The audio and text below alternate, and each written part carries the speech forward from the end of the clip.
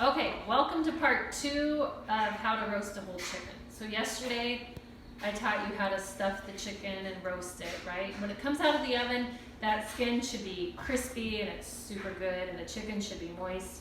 Anyways, what you'll want to do after you're done with the chicken, you can pick the leftover chicken off of the bones, right? So you're going to be left with some leftover chicken there.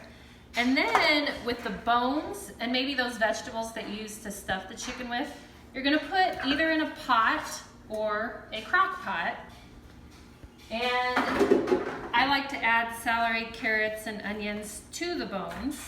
And what we're doing here is we're making a very nutritious bone broth. Now, why would you want to do that? Well, it's super good for your bones, just like the title implies. And it also is very economical. So a lot of people will buy homemade chicken broth at the store, which is fine.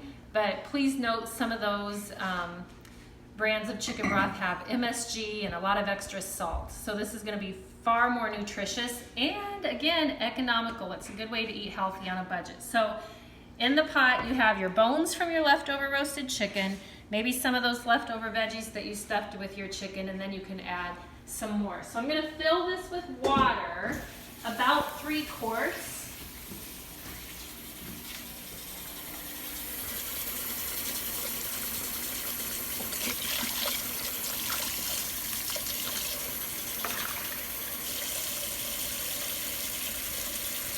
Okay, and then what I'm going to do, and this is purely optional, people, so don't feel like you have to do this, but I'm going to add a kombu strip. A what? A kombu strip. And that is a sea vegetable. A sea vegetable. Yeah, these come from the sea. You can get them at any health food store in the Health Mart at Hy-Vee. Again, purely optional. You don't have to do this, okay? But this is what it looks like. You're going to cook it with your vegetables and your bones in your water. And what that sea vegetable is going to do, it's going to impart loads of nutrients into this broth. Again, purely optional. You don't have to do that. Now I'm going to add a little salt to my broth.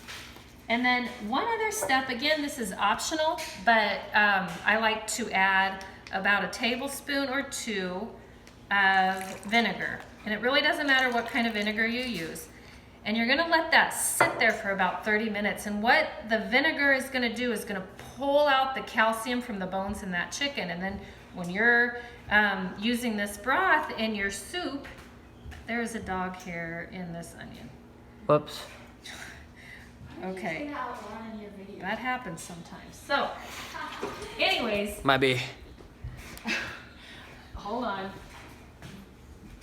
That vinegar draws out the calcium from the bones, and so that's one of the reasons why bone broth is so good for your bones, in addition to all the nutrients that are being drawn out from those bones. So when you're done with this step, you're going to bring it to a boil or get it on high in your crock pot, and then you want to simmer it for about 12 to 24 hours. When you're done, you will strain the vegetables and the kombu strip from the broth, and then you have homemade chicken broth to use in chicken noodle soup, or basically any recipe that you would use to that would call for chicken broth.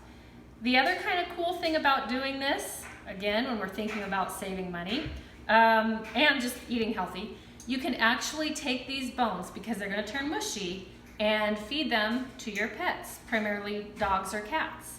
It's highly nutritious for them. And again, you'll find that they're gonna just turn to mush. They'll just crumble in your hands. So I like to take my bones and just really smush them and make sure there's nothing that my dog could choke on, and I give it to my dog for a healthy little treat.